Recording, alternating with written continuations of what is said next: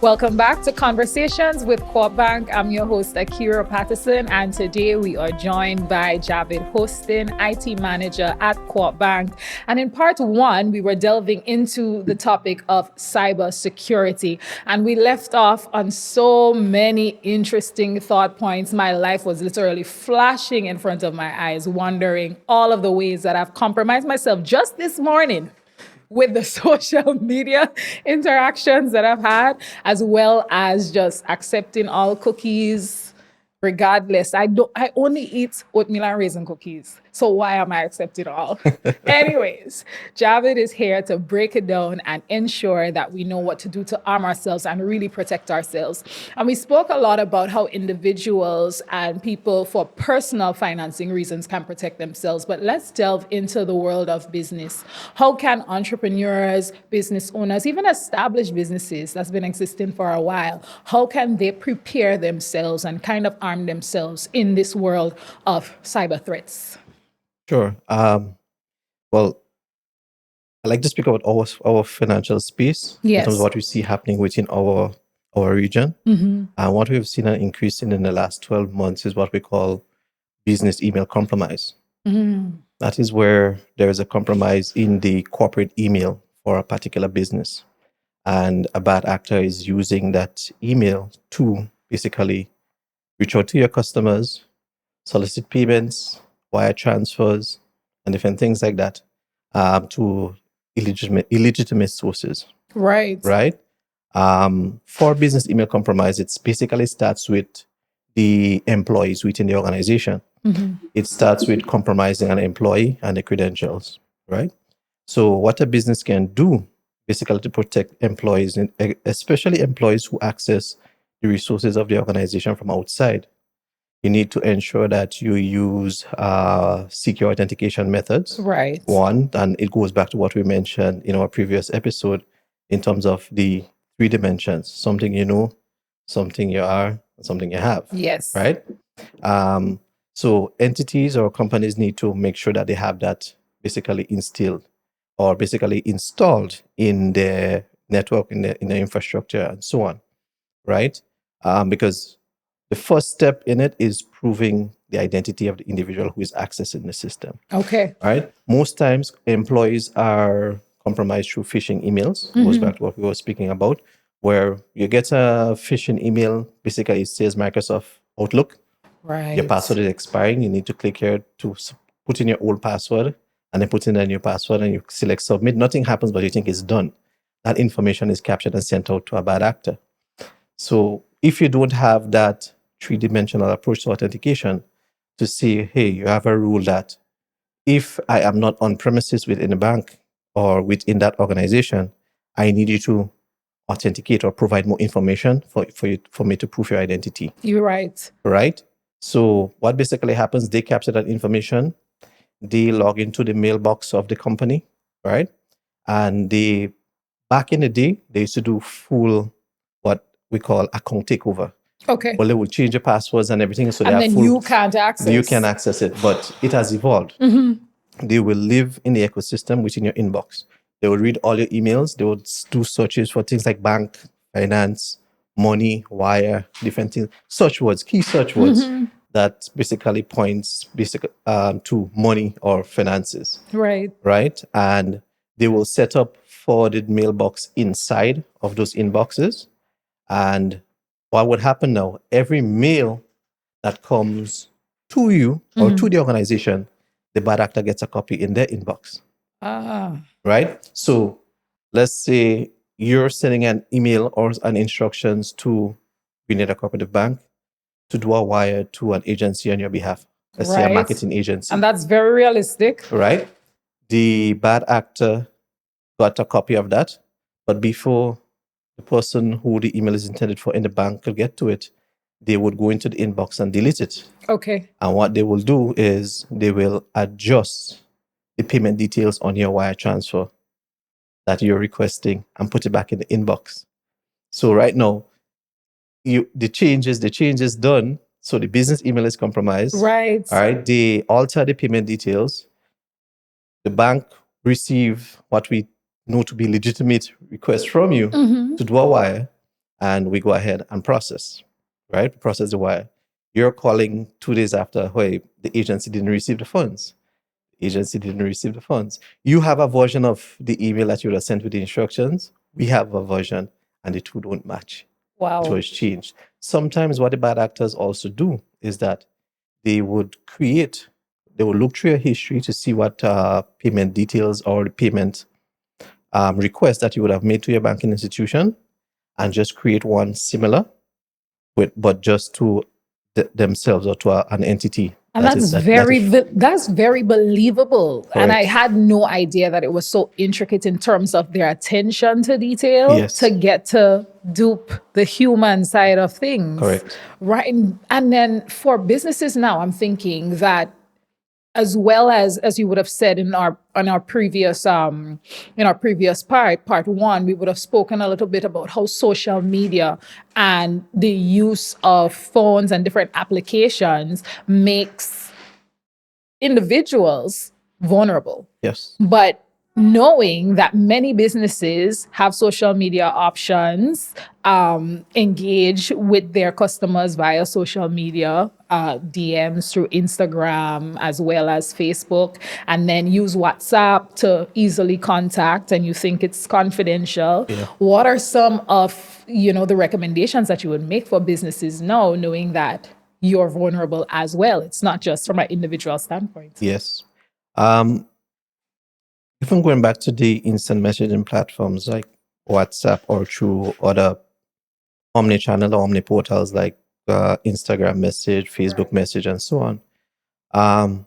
While these are tools that are developed for specifically how they started, they would have evolved to what it is today for commerce, right? Initially, that wasn't the intention, but they do evolve over time, right?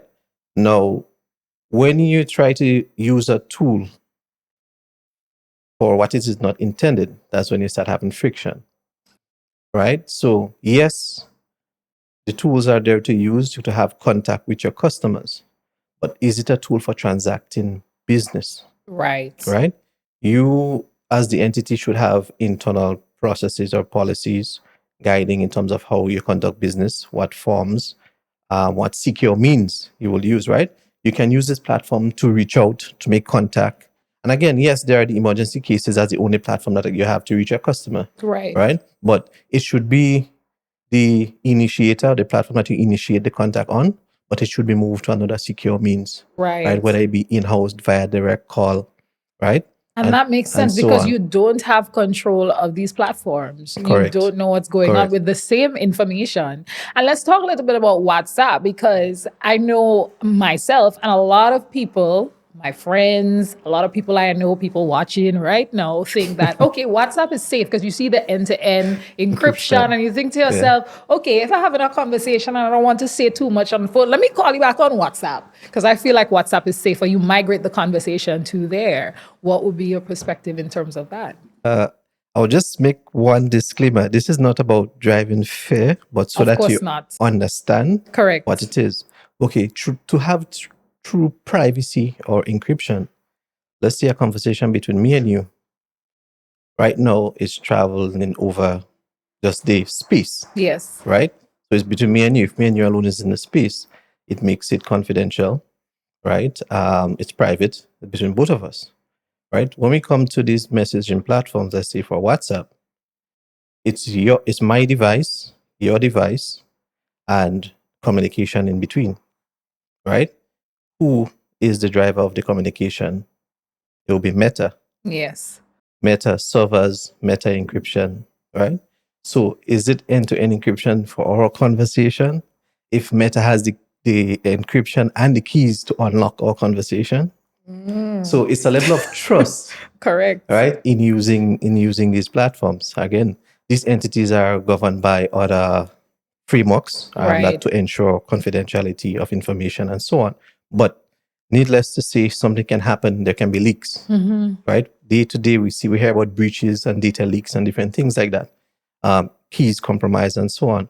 So the best conversation you can have without having to wonder of who the next entity is on the next side is a face-to-face conversation. Right. But the world has evolved from Correct. that. It's Right? really difficult to have that And that sort is of. why we have methods or mechanisms in place to prove identity, and goes all the way back to authentication or proving who you say you are. Correct. Right? Correct.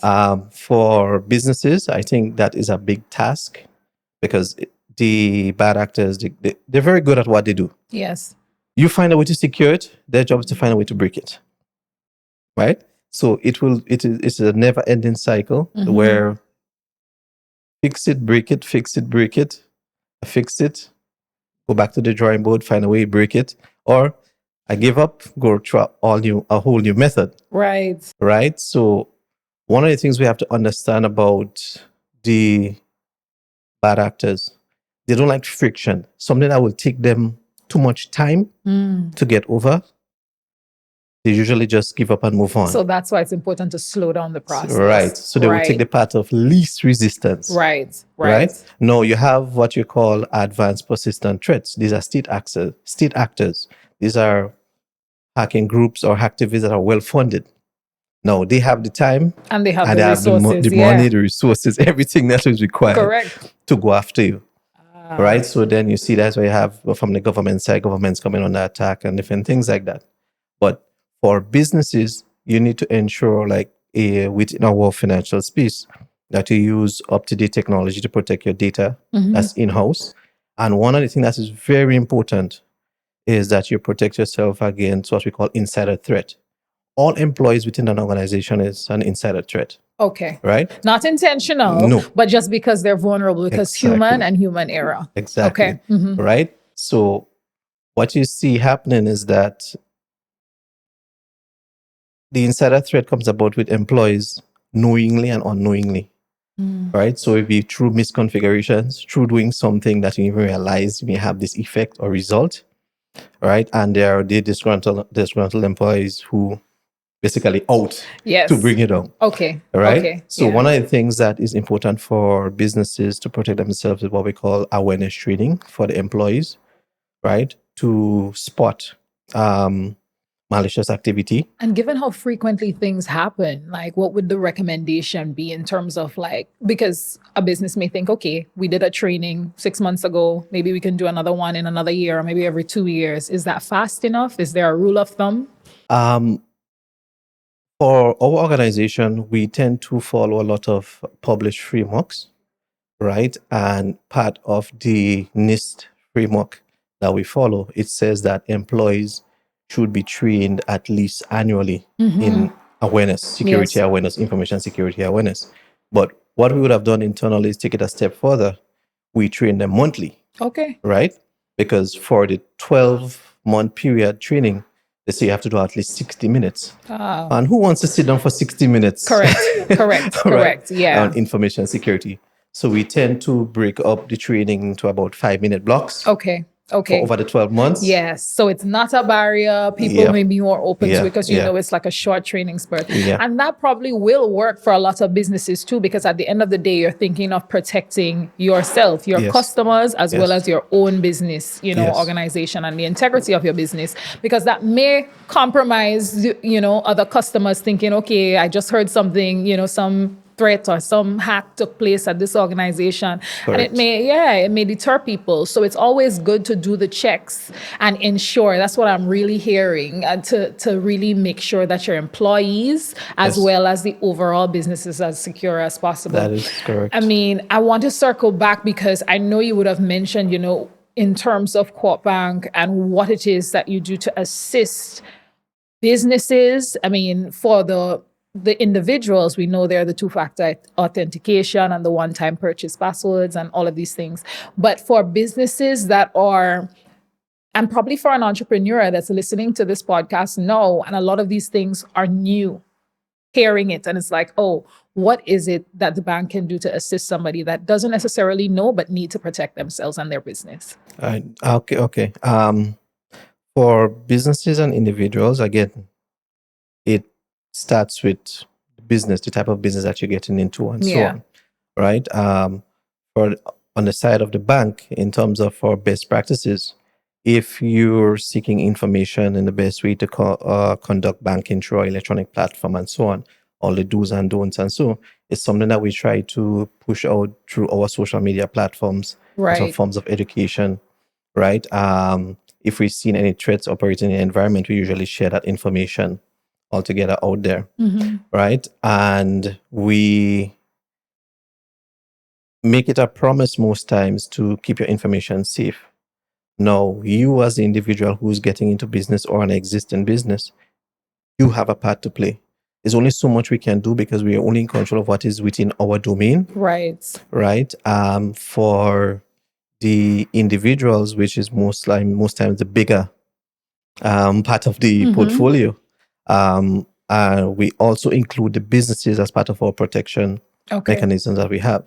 Apart from the multi-factor authentication, what we also do for businesses, be it a sole trader or just larger entities, right? We tend to but what we do at Co-op Bank, we do a lot of threat intelligence. Right? We do social media searches, deep and dark web searches. We scrape for data that might be shared regarding Grenada or regarding any kind of malicious activity that they're planning for our space. That's good because that speaks to proactivity. You can't just sit and wait for the bad actors. So it's really reassuring to know that there are preemptive steps that are taken to kind of see, well, what's out there and how, do we help protect our customers? Yeah, because from our threat intelligence, so most times we pick up customers' devices with malware. We reach out to the customer and let them know, hey, look, your computer or your mobile phone has malware on it. For example, just to name one, let's say Lumac, which is an information stealer. What basically happens is that from our deep and dark web searches, we're seeing your entire user ID for your e-banking platform, your email address. I can call you on the phone and tell you what your password is for every letter, down to every character, and the last day that you would have access, secure.grenada.coopbank.com. So we have threat intelligence, but we search. So before it is used against the business or the customer or the individual customer, we do a proactive approach in terms of restricting access to your account, do a device checkup, or you do hygiene, you do a cleanup on your device and so on. Once you think everything is okay, we re-enable access to the system. So threat intelligence is another big thing that we are doing to help both businesses and other individual consumers. Very reassuring. Very reassuring because it shows that you're getting into the world of the bad actors as well to kind of see what's going on over here and how, you can help to really arm the customers at the bank. Before I let you go, because there's been so much that would have been discussed. So much information between these two parts of this cybersecurity episode. And there are a lot of people that's probably looking at this episode and again thinking, oh, I need to be, really apprehensive and stuff. The idea really is not for you to be fearful because some of these, it's unavoidable. Sharing some of this information is unavoidable. So it's just knowing, being aware, arming yourself, protecting yourself so that you will be able to make wiser decisions and be more smart. So before I let you go, what are some of the best practices or just maybe a number one tip that you want everyone to remember? If you don't remember anything else, this is a surefire way or two surefire ways that you could at least, because I'm remembering slow down the process. I remember that for sure. Right. So going back to slowing down the process, two, out of band verification or validation, right? So if you have to act on something, try contacting through another means, right? The entity that you're dealing with, right? And you can also, for your personal devices, the best or up-to-date security software and technologies on your device, right? As well as for me personally, what I use a lot of technology to scrub my data from data brokers online. So there are tools out there. I'll call you. We got to talk. That you can use to take your names off lists. Right. That might be shared with your personal information and so on. So you get less of the spam emails and spam calls and different things like that. So many spam emails and spam calls. Thank you so much. And, just in thinking about this, I know there's a lot of feedback. I know there's a lot of questions that will come from this episode. So again, send your feedback at feedback@grenadacorpbank.com. We would love to hear from you. And we're going to ask Javed the questions so that he would be able to help you all out. And again, don't hesitate. I mean, if you're a business owner, entrepreneur, you want to find out something, you see something suspicious, don't click the link, out of band, call.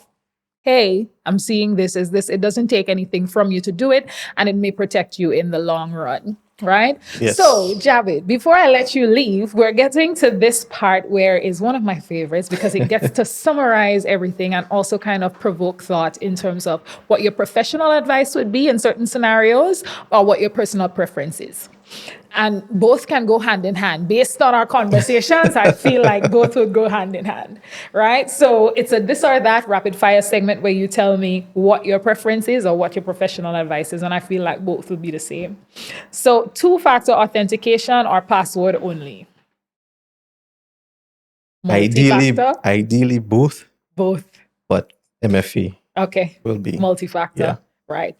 One sec. How often should you change your password? Right. Now, it depends on if it's your password only that is secure in your account. Okay.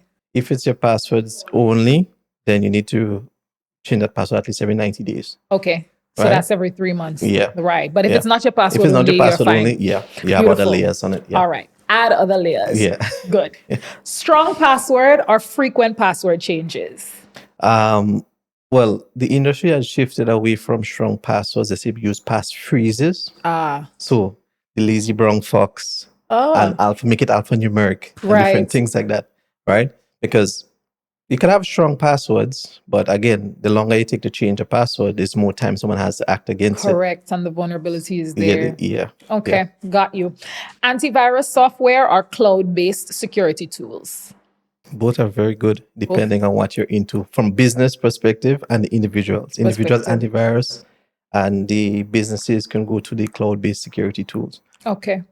So is it safer to work from public Wi-Fi or only secured networks? That in itself is a whole topic. We'll have to circle back. We'll circle back on that. Right? Because sometimes, you get the prompt. You're in an open place, and for a lot of the people that's doing remote work, they may pull up at a cafe, whatever, and you get the prompt saying that it's open Wi-Fi. Yeah, but secured networks always, and if it's not secured, you have ways that you as the individual can make it secure. Okay. Enough. To use. Yeah.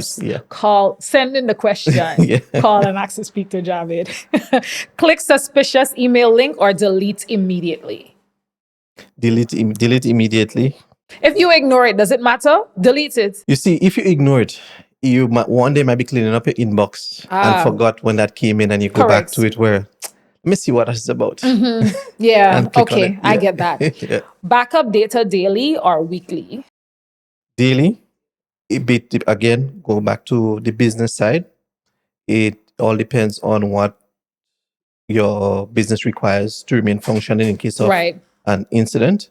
For an individual, it can be weekly if your information is not changing that regular. But if for businesses, I would say daily. Okay. And for individuals, you can do weekly. Yeah. Beautiful. Thank you so much. I feel like after this episode, I'm just going to rush and make sure that, okay, what I need to do. But I'll definitely be calling you because I feel like there needs to be a sweep. I've accepted too many cookies in my life to not sweep. Thank you so much, David, really, for giving of your time, your expertise to have this conversation. Very timely and very important, considering our current lived experience and the digital world that we're all navigating. Some of us are more in a digital space than we are in a physical space. Yeah. A lot of the time, so it really was such a pleasure having you here and putting it in this information in such a relatable way that people will understand. Yeah. Yes. Yeah. And what's important for entities, businesses to understand, or even individuals, when it comes to your personal security, what you do with your personal security will transcend into what you do in your organization. So if you're lax with your personal security, no amount of training will get you to adhere to the policies and procedures internally because it's what you're used to. Correct. So it has to start with the individuals changing the mindset in terms of the information you provide. And then it will filter through. Yes. Beautiful. And what an excellent note to wrap up this conversation on. Again, thank you so much. And thank you to our viewers for joining us for another episode of Conversations with Co-op Bank. You know, we delved into part 1 as well as part 2 of this cybersecurity episode. And it's definitely one that's going to get a lot of us thinking. I know for a lot of these episodes, there are ones that are pinned to go back and look at several times. I take notes. I always encourage you to take notes as well. And this episode is definitely one that you may want to watch more than once because there's so many gems in here. And again, remember, check, slow down the process, do what you need to do, and don't be afraid to make a call, verify, because it will help you in the long run. It's better to be safe than sorry, especially when it's in this, cyber digital world. So thank you so much for joining us for this episode, and stay tuned for more episodes of Conversations with Co-op Bank, where we delve into a host of topics that help you to be more personally as well as business-wise, financially savvy. Thank you so much, and see you next episode.